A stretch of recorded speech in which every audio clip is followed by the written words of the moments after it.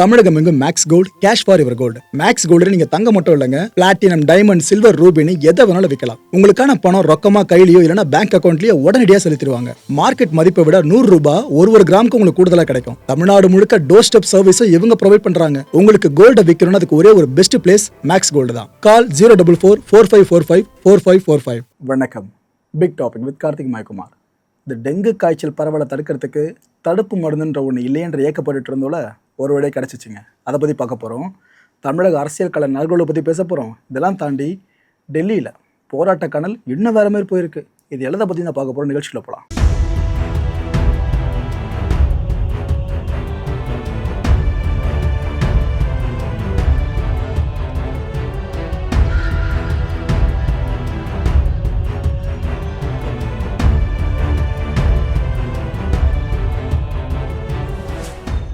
ஜெர்மனியை சேர்ந்த ஒரு பிரபல நிறுவனம் இவங்க தயாரிச்சிருக்கிறது தான் கியூடெங்கா.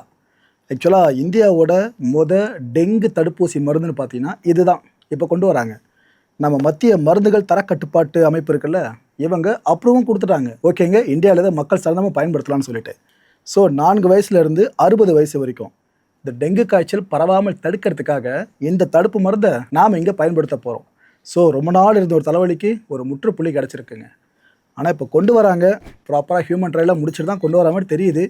ஆனால் இது இங்கே பயன்படுத்தவரை அட்மினிஸ்ட்ரேட் பண்ணுவாங்க பார்த்தீங்களா, அதுக்கப்புறம் தான் ஏதாவது இஷ்யூஸ் ஒன்று நடக்குதுன்னா மேலே அதிகமாக நம்ம யோசிக்க வேண்டியதாக இருக்கும். ஆனால் இது வரைக்கும் எதுவும் இல்லை இந்த ட்ரையல் சார்ந்து. இதுக்கப்புறம் கொஞ்சம் வெயிட் பண்ணி பார்க்குற மாதிரி தான் இருக்கும். வெயிட் பண்ணி பார்ப்போமே.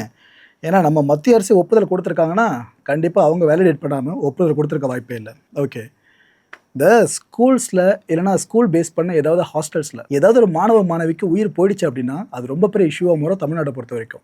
அந்த வகையில் காஞ்சிபுரத்தில் செயல்பட்டு இருக்க ஒரு தனியார் பள்ளி, இந்த தனியார் பள்ளியோட விடுதியில் அதிகாலை வாக்கில் +1 மாணவி ஒருத்தவங்க தூக்கிட்டு தன்னோட உயிரை தனி மாற்றிக்கிட்டு இருக்காங்க. இந்த விஷயம் நடந்துச்சா, அந்த மாணவியோட பிரேதம் சார்ந்து பிரேத பரிசோதனைக்கு ஏற்பாடுகள் செய்யப்பட்டிருந்துச்சு. அந்த நேரத்தில் அந்த மாணவியோட பேரண்ட்ஸ் இருக்காங்களே, அவங்க கண்ணீரும் கம்பளையுமா வந்து இல்லைங்க எங்கள் பொண்ணோட பிரேதத்தை நாங்கள் வாங்க மாட்டோம் அப்படின்ட்டாங்க. என்ன ஏதுன்னு கேட்குறப்ப எங்களுக்கு உண்மை தெரியணுங்க, எப்படி இந்த முடிவு எடுத்தாங்க, அங்கே எந்தளவுக்கு சேஃப்டி சார்ந்த விஷயங்கள் இருக்குது. ஏன்னா ஃபேனில் அவங்க இந்த ஒரு முடிவு எடுத்திருக்காங்க அப்படின்னா சம்திங் ஏதோ உள்ளே நடந்திருக்க மாதிரி தெரியுதுன்னு ஒரு சந்தேகத்தை பதிவு பண்ணியிருக்காங்க. போலீஸார் இப்போ விசாரணை ஆரம்பிச்சிருக்காங்க. இப்போ தமிழ்நாட்டில் இந்த விஷயம் ஒரு புதிய பேசுபொருளாக மாறி நிற்குது. ஸோ இன்வெஸ்டிகேஷன் போயிட்டுருக்கிறதுனால நம்ம எந்த அசம்ஷனும் முன்வைக்க வேணாம்னு நினைக்கிறேன். ஓகே, இந்த அப்ளிகேஷனை பேஸ் பண்ண டாக்ஸி சர்வீசஸ் இருக்குல்ல, அதாவது நாம் வீட்டில் இருந்தபடியே டாக்ஸி சர்வீஸ் சார்ந்து நாம் ப்ளேஸ் பண்ணுவோம் ஆர்டரை, அதுக்கப்புறமா வண்டி வரோம், நம்மளை கூப்பிட்டு போவோம். ப்ரைவேட் பண்ணிட்டுருக்காங்களே, இது அரசு பண்ண எப்படிங்க இருக்கும்? இதை முன்னிறுத்தி கோயம்புத்தூரில் டாக்ஸி ஓட்டுநர்கள் போராட்டத்தில் ஈடுபட்டிருக்காங்க. இது போல் கவர்மெண்ட்டே வாடகை கார் செயலியை பண்ணிங்க அப்படின்னு, அந்த சர்வீஸை பண்ணிங்கன்னா எல்லாருக்கும் பெனிஃபிட்டாக இருக்குங்க. நாங்களும் எப்போ அப்போ நினச்சி எல்லாத்துலையும் யோசிச்சுட்டு இருக்க மாட்டோம். அண்ட் எங்களுக்கும் பர்மனெண்ட்டாக ஒரு வேலை இருக்குன்ற நம்பிக்கை இருக்கும், பிகாஸ் கவர்மெண்ட் ரன் பண்ணுறதுனால. ஸோ இது நம்ம அரசு எப்படியாவது கொஞ்சம் கவனத்தில் எடுத்துக்கணும்னு போராட்டத்தில் ஈடுபடுறவங்க சொல்லியிருக்காங்க. இதுக்கு பாசிபிலிட்டி இருக்குன்னு நினைக்கிறீங்களா மக்களே? ஆக்சுவலாக என்ன பொறுத்தவரைக்கும் நல்ல விஷயம். கவர்மெண்ட்டு இது போல் விஷயத்தை பண்ணாங்கன்னா நல்ல விஷயம் தான். பட் நாளைக்கு இன்னொரு விஷயம் புதுசாக ரைஸ் ஆகும், இது கவர்மெண்ட் பண்ணிடுச்சுன்னா. அது என்ன தெரியுமா? இது போல் வாடகை கார் செயலியை பயன்படுத்த விரும்பாதவங்க, நாங்களே வண்டி ஓட்டி சம்பாரிச்சிக்கிறோம் அப்படின்னு இருக்கிற இந்த தன்னிச்சை செயல்படுற டிரைவர்ஸ் இருக்காங்களே, அவங்க அரசுக்கு ஏதாவது போர்க்கொடி தூக்கவும் வாய்ப்பு இருக்குது. இங்கே ஒரு பக்கம் போராடி இருக்காங்கன்ற ஒரே காரணத்துக்காக அரசு எல்லாத்தையும் அவங்க எடுத்துக்க மாட்டாங்களே. ஸோ இதுலேயும் பார்ப்போம் அரசு என்ன முடிவு எடுக்க போகுதுன்னு. இதில் முடிவெடுக்கிற முக்கியமான இடத்துல இருக்கவங்க தொழில்துறை அமைச்சரான கீர்த்தனா அவர்கள். ஸோ அவங்க கவனத்துக்கு இந்த விஷயத்தை நாம் கொண்டு போயிடுவோம். வினோத் அவர்கள் ஜனநாயகன் படத்தோட டைரக்டர். ரொம்ப நாள் காத்திருப்புக்கு பிற்பாடு இந்த படம் இப்போ இன்னும் சில நாட்கள் ரிலீஸ் ஆக போதா, இந்த நேரத்தில் ப்ரெஸ் மீட்டை கொடுத்துருக்காருங்க. அங்கே பல விஷயம் சொல்லியிருக்காப்புல. அதில் என்னென்ன சொல்கிறாருன்னா, ஜனநாயகன் படத்துக்கு அநீதி நடந்திருக்குங்க அப்படின்னு அழுத்தமாக சொல்கிறாரு. ஆனால் அதை சொல்கிறதுக்கு எங்ககிட்ட ஆதாரம் இல்லைன்ற விஷயத்தையும் சொல்கிறாரு. சமீபத்தை பேட்டிகளையும் பார்த்துருப்பீங்க, தொடர்ந்து இதாக அவர் சொல்லியிருக்காரு. சர்டிஃபிகேட்டை கொடுத்துருக்காங்களே, இது எனக்கு ப்ரொடியூசருக்கு எல்லாருக்குமே பெரிய வருத்தம் தான். இன்ஃபேக்ட் இந்த படத்தை முதல்ல சென்சார் போர்டு பார்த்துட்டு சர்டிஃபிகேட் தான் கொடுத்தாங்க.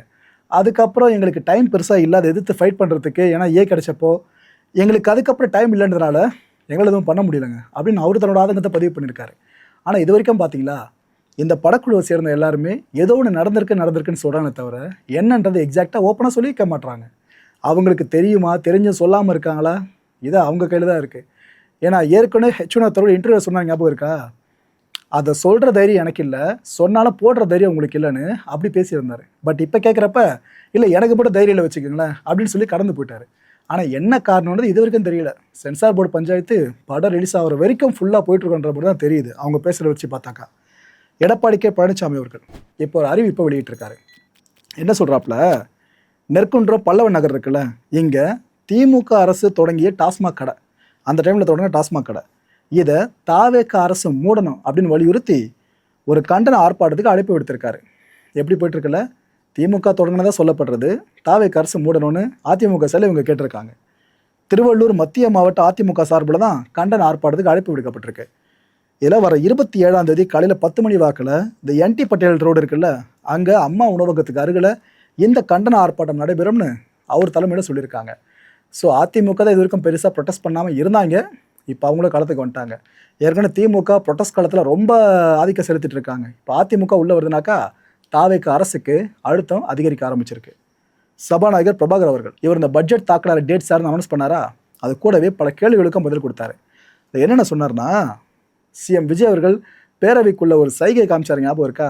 அதை பற்றி கேள்வி கேட்கப்படுச்சு. அதுக்கு என்ன சொன்னார், ஏங்க சிஎம் இப்படி சைகை காமிச்சாலும் தப்பு எதுவும் இல்லையேங்க, இன்ஃபேக்ட் மற்றவங்க ஏதோ சைகை காட்டணும்னு விரும்புகிறாங்க அப்படின்னா அவங்க என்ன சைகை காட்ட போகிறோன்னு எனக்கு தெரிஞ்சிச்சு அப்படின்னா அதுக்கப்புறம் அதுக்கு நான் அனுமதி கொடுக்கலாமா வேணாம் மட்டும் அதுக்கப்புறம் தான் முடிவு பண்ண முடியும். அந்த வகையில் தான் சிஎம்க்கு நான் அனுமதி கொடுத்துருந்தேன். அண்ட் அதிமுக கொறடா இது வரைக்கும் ஒரு மாதிரி கிளம்ஸியாக இருக்கல, யாருன்னு தெரியாமல். இதை பற்றி வர்ற பேரவை கூட்டத்தில் நான் அதிகாரப்பூர்வமாக அறிவிப்பேன்னு சொல்லியிருக்காரு. ஒரு மேஜர் அப்டேட்டாக இருக்கும் அது. And Markandeyan Vilathikulam DMK MLA, இவர் அரெஸ்ட் பண்ண போலீஸ் போனாங்கல்ல, அப்போ அவர் சொன்னார், ஒரு ஆர்கியூமெண்ட்டை முன் வச்சார். ஏங்க நான் எம்எல்ஏங்க, என்னை அரெஸ்ட் பண்ணணும்னா போயிட்டு ஸ்பீக்கர் கிட்ட பெர்மிஷன் வாங்கிட்டு வாங்க அப்படின்னு சொல்லியிருந்தார். அதுக்கு இவர் என்ன தெரியுமா சொல்கிறார், இப்போது இல்லைங்க இந்த அவை எல்லைக்குள்ளே ஏதாவது நடக்குதுனாக்கா ஓகே என்னோட அனுமதி வேணும்னு சொல்லலாம். ஆனால் அவைக்கு வெளியில் ஏதோ ஒரு இஷ்யூவில் அவங்க பேஸ் பண்ணி ஏதோ நடக்குதுனாக்கா அவங்கள அரெஸ்ட் பண்ண சட்ட நடவடிக்கை எடுக்கலாம், ஏன் அனுமதி தேவையில்லைன்னு அவரே ஓப்பனாக பண்ணியிருக்காரு இங்கே. ஸோ இந்த இடத்துல ஒரு கிளியரன்ஸ் எல்லாருக்கும் கிடச்சிருக்குன்னு நினைக்கிறேன். Okay right. தலைமைச் செயலகம், நம்ம தலைமைச் செயலகம், தலைமைச் செயலகத்துக்கு வெளியே திடீர் பதட்டம் ஒரு நபரால். வேறு யாரும் இல்லை, பிரபல ரேப் சிங்கர் இருக்கார்ல தெருக்கூத்து அறிவு அவர்கள், அவர் திடுதிப்புன்னு என்ன நினச்சாரோ எது நினச்சாரோ நீட் தேர்வை ரத்து செய்யணும் அப்படின்ட்டு ஷவுட் பண்ண ஆரம்பிச்சிட்டாரு. அங்கேருந்த போலீஸார் இல்லைங்க வேணாங்க வேணாங்கன்னு சொல்லவே அதுக்கப்புறம் சில பேர் ஆதரவுன்னு வரவே அவர் இன்னும் முழக்கத்தை அதிகமாக பதிவு பண்ண ஆரம்பிச்சிட்டாரு. அவர் சிஎம்ஐ சந்திக்க நேரம் கேட்டிருக்கலாம், அது ஒரு கிடைச்சதா இல்லையா அதுவும் தெரியல அந்த டைமில். ஸோ இவர் இது போல் ஷவுட் பண்ணிகிட்டே இருந்தாரா, அதுக்கப்புறம் போலீஸார் அவரை வண்டியில் ஏற்றிட்டாங்க, கைது பண்ணிட்டாங்க ஒரு கட்டத்தில். அந்த காட்சிகளை பார்க்கும்போது உங்களுக்கு நல்லா தெரியும் எந்த அளவுக்கு அந்த இடத்துல அசாதாரண சூழல் கிரியேட் ஆயிருக்குன்னு.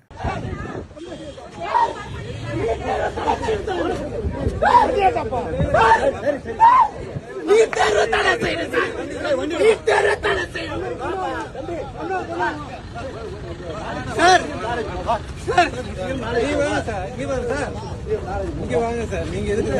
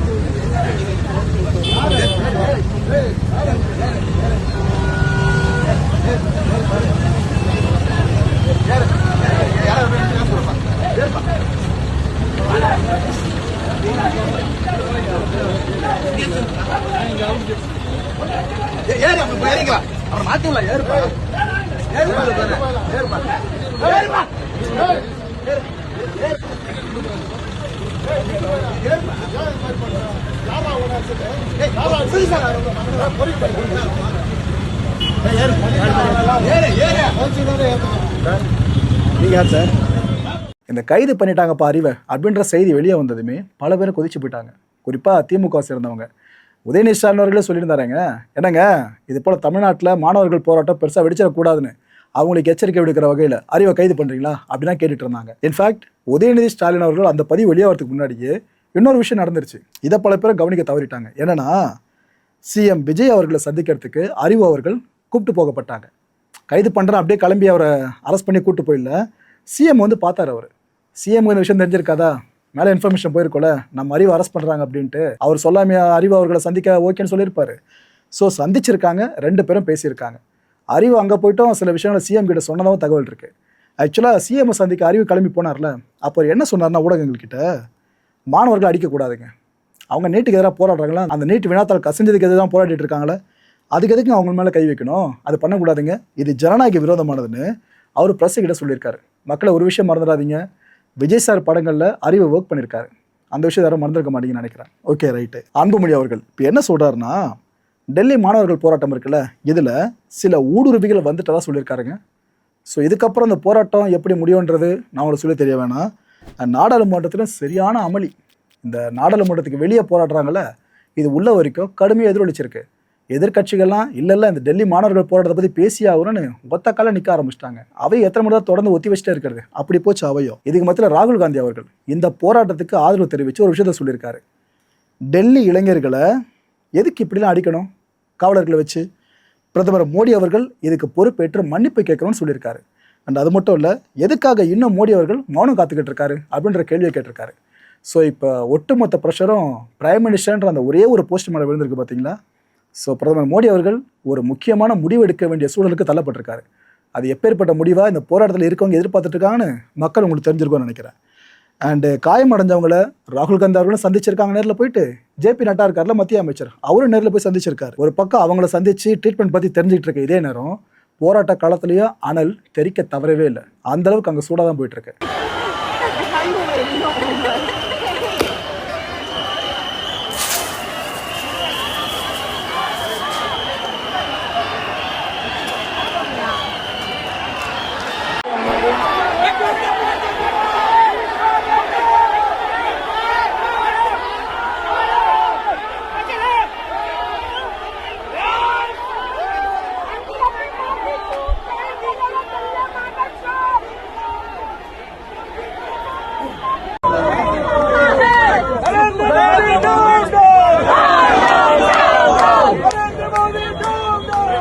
மக்களை இந்த கான்டென்ட்டை பொறுத்தவரைக்கும் நாமளாக சிந்திக்கிறது ஒரே ஒரு விஷயம் தான்.